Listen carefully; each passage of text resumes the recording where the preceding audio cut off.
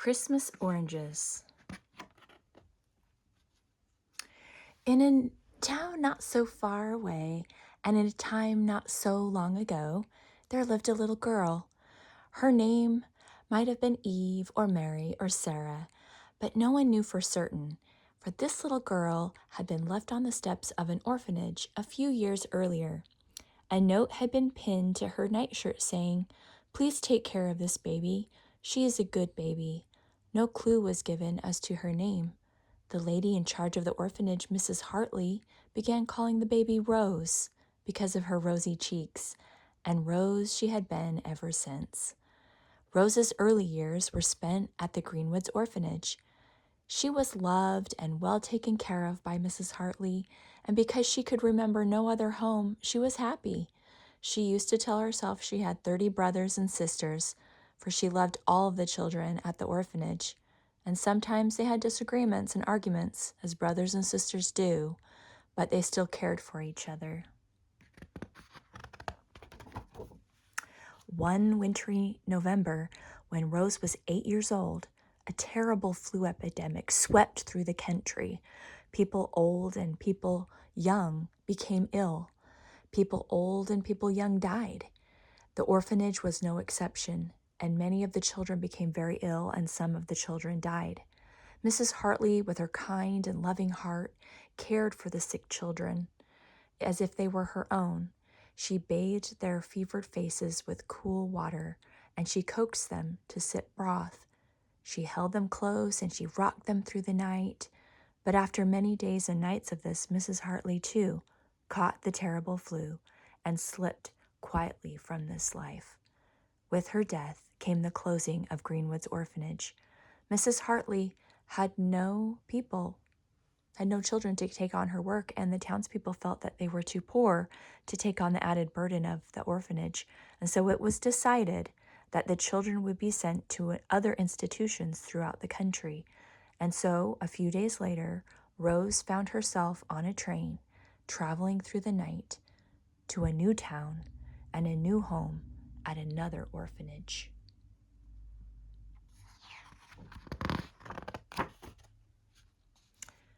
As Rose timidly stepped through the doors of Iron Gates Orphanage, she could not help feeling scared and disappointed. Her new home was nothing like the one she was used to. Instead of a warm, soft blankets on the beds, there were scratchy gray ones. And instead of hand-stitched rugs in the halls, there were bare floors. And instead of a kind and loving Mrs. Hartley to care for the children, there was a stern and strict Mr. Crampton to run the orphanage. And instead of 30 familiar friends smiling at her, there were 30 strangers staring at her. "Silence!" Mr. Crampton ordered before marching forward to give Rose a disapproving, inspecting look. Turning to the other children, he said, "This is Rose. See that she understands the rules of Iron Gates Orphanage. Emily, take her to her sleeping room and then show her the chores that she will be expected to do. The rest of you, go back to your duties." A young girl about Rose's age beckoned for Rose to follow her.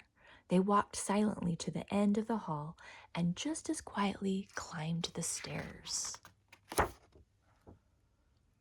Once they started down the hallway and could no longer be seen from the entry, Emily leaned over to whisper quietly to Rose, "I'm glad you're here. I'm 10. How old are you?"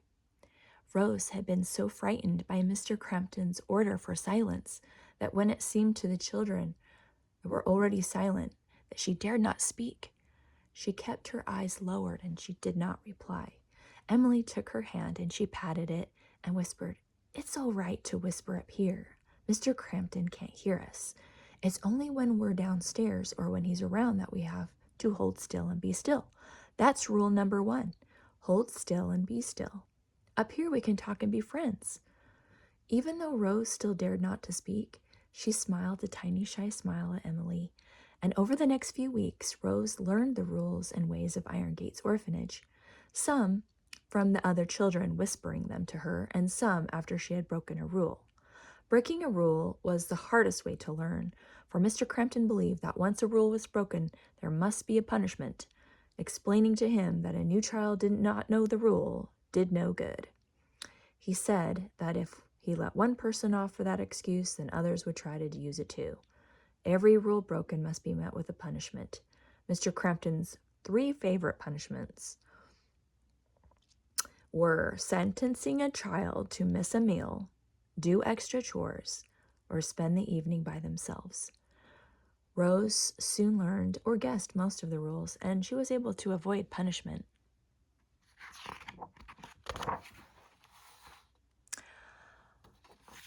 November's white, bleak snows soon became beautiful accents to December's Christmas greens and reds.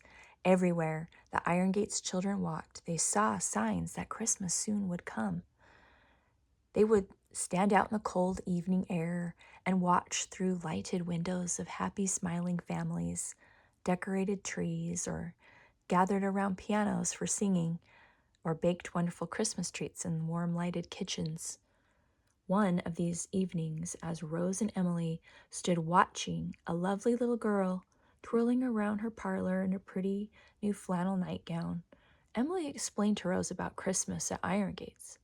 She told how Mr. Crampton always said he would like to forget Christmas altogether, but the townspeople wouldn't let him. To keep them happy and to keep up appearances, he allowed a tree to be put up at Christmas Eve after the children had gone to bed.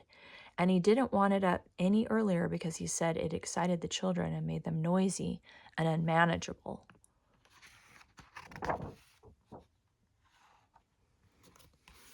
One generous older man in town always donated a box of oranges to the orphanage for the children's Christmas breakfast. To avoid buying shiny balls or other ornaments, Mr. Crampton had the oranges strung with loops and placed on the tree. Emily told Rose how beautiful the dark orange color looked against the pine boughs and how wonderful the citrus and pine fragrance that filled the entry. Rose had never seen or smelled an orange before. At Greenwood Orphanage, there hadn't been any extra money for such an expensive treat.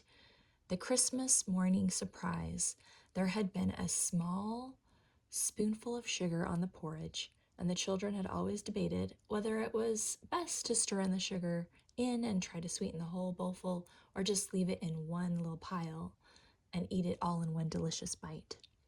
Emily tried to explain to Rose about oranges. She said that they were sweeter than sugar in a clean, fresh way, and she had thought about it a lot, and she was sure that angels ate oranges in heaven. Rose listened to all of this with wide-eyed wonder. She didn't know how she could possibly wait 3 more days until Christmas morning.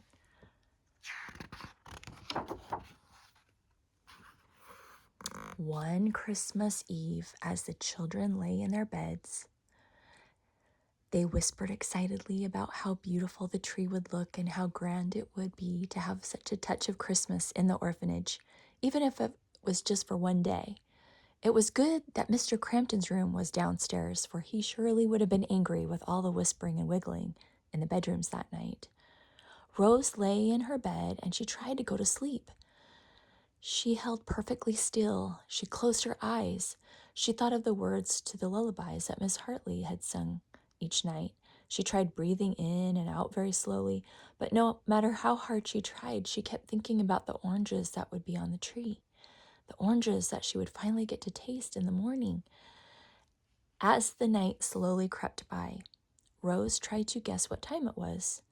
When she could stand it no longer, she slipped out of bed and she tiptoed to the door. She looked back, but all the other children were still asleep. She opened the door carefully so as not to disturb the others, and softly and silently padded down the hall to the banister railing.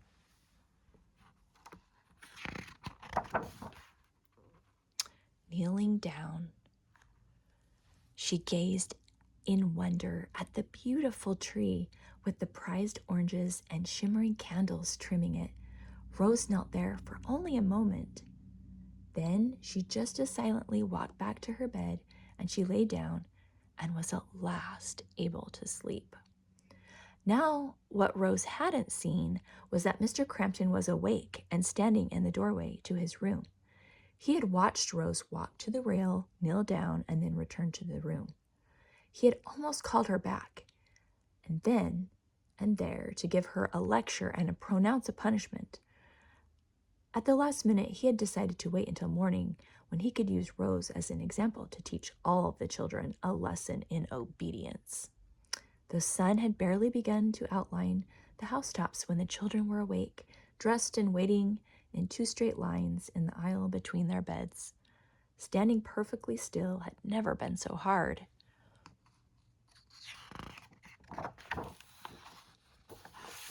Well, Mr. Crampton observed dourly, "That's one good thing about Christmas. All of you can remember how to behave on Christmas morning. Before we start downstairs, we need to take care of someone who didn't know how to behave last night. Rose, for sneaking out of bed and wandering in the halls after the lights were out last night, you will be punished. This is a most serious offense, so you will receive all 3 punishments." The children gasped. No one had ever been given 3 punishments before at the same time. Mr. Crampton paused for a moment to let the words sink in before he continued. "You will spend the day up here by yourself. You will scrub the floors of these rooms, and you will not get a Christmas orange. The rest of you, go downstairs. Rose, get to your buckets and begin." The joy had been taken out of the morning for all of the children. They knew how much Rose had been looking forward to tasting her first orange. They had all told her how wonderful the oranges were and had been waiting to see her face as she tasted one for the first time. The children filed slowly out of the room and down the stairs. They each took their orange from the tree and they walked quietly to the cold hall to eat their breakfast.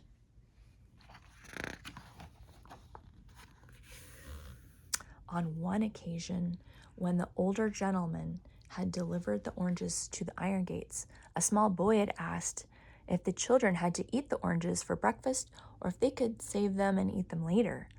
The gentleman had laughed heartily and told the children that because it was Christmas, they could eat the oranges whenever they wanted. Mr. Crampton would have liked to order the children to eat them at breakfast and to have the mess over and done with, but he didn't dare go against what the old gentleman had said. While Emily sat looking at her orange and wishing Rose could have one, a wonderful idea came to her. Her heart started beating faster, her eyes sparkled, and her mouth curved into a happy smile. Mr. Crampton was called to the front door, and as soon as the door closed behind him, Emily whispered to the children next to her. He smiled broadly and quickly whispered to the child next to him. And so it continued until every child had heard the message. One by one, the oranges disappeared from the table and were placed in pockets for safekeeping. When Mr. Crampton returned to the room, he noticed the oranges were missing from the table. But he knew from the absence of peelings that the children hadn't eaten them, so he decided it was because the children were too sad about Rose to eat the fruit this morning. He nodded his head in satisfaction, sure that he had put his point across.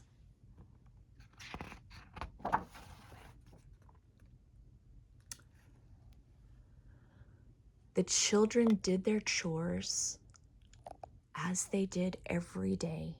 Once the oranges had been passed out, Mr. Crampton treated Christmas like it was any other day. But the children went about their duties quietly, but each pocket still showed a bump where the orange was hiding. At supper, the children ate their meals and then quietly slipped the oranges from their pockets, peeled them, and ate them too. Each evening, they were sent to bed immediately after cleaning up from supper, and tonight was no exception. As the children dutifully climbed the stairs to bed, they kept their eyes down and their faces solemn. Mr. Crampton could not have been more pleased with how subdued the orphans were. The children entered the dark sleeping room quietly. Each pair of eyes was quickly drawn to Rose, who had huddled on her bed, her face turned away from the door.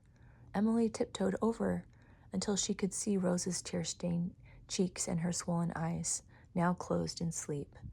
She gently touched Rose's shoulder to waken her.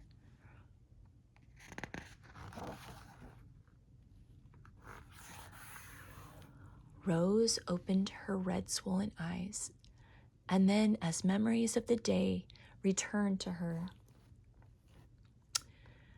they again filled her with tears. "Oh, Emily," she sobbed, "this has been the worst day I've ever had. I didn't know it was so wrong to look at the tree, and now I've missed it and the beautiful oranges." Emily hugged Rose as any sister would and whispered, "Don't cry anymore. We have a surprise for you." At Rose's first sobs, the children had gathered around her. Now from a pinafore pocket came a small white bundle. Emily took it and she gently placed it in Rose's hands. Because no lights were allowed in the sleeping rooms, Rose couldn't see what Emily had handed her. She turned towards the window, where soft moonlight spills in through the bare, dusty panes, and there, in her hand, was a handkerchief that had been taken from the clean laundry that afternoon. It was carefully folded over a round object. Rose hardly dared to hope that this might be what she thought it was. She looked up at the children gathered around her bed, and in the faint light, she could see the excitement in their faces as they watched her every move.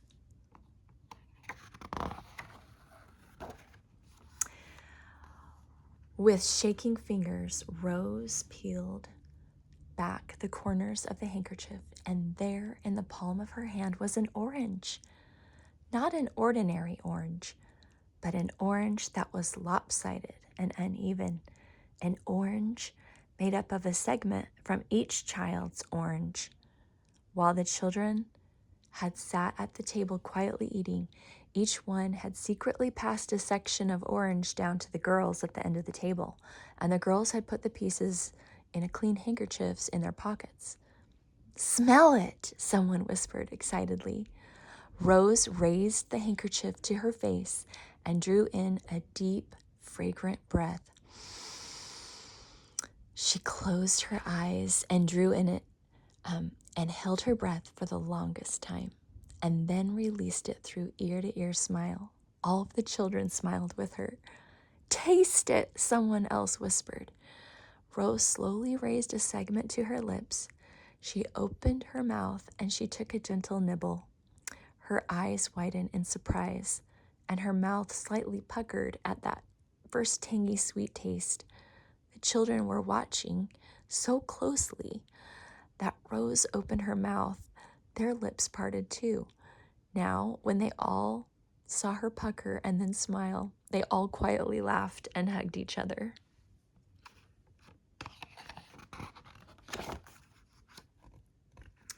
As if by magic, several more clean orange-filled handkerchiefs were pulled out from pinafore pockets and opened up. The orange segments were quickly broken into smaller pieces, and one was given to every child.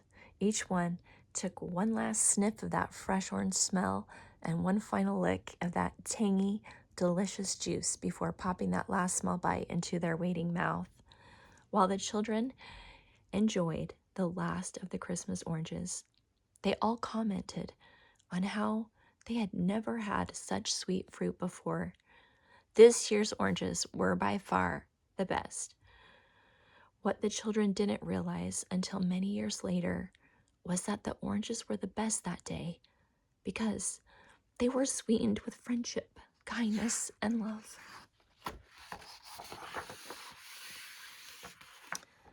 In the years to come, many of those children in the orphanages had more money and possessions than they had ever dreamed possible.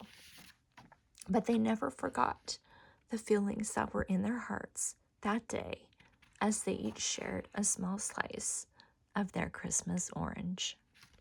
The end.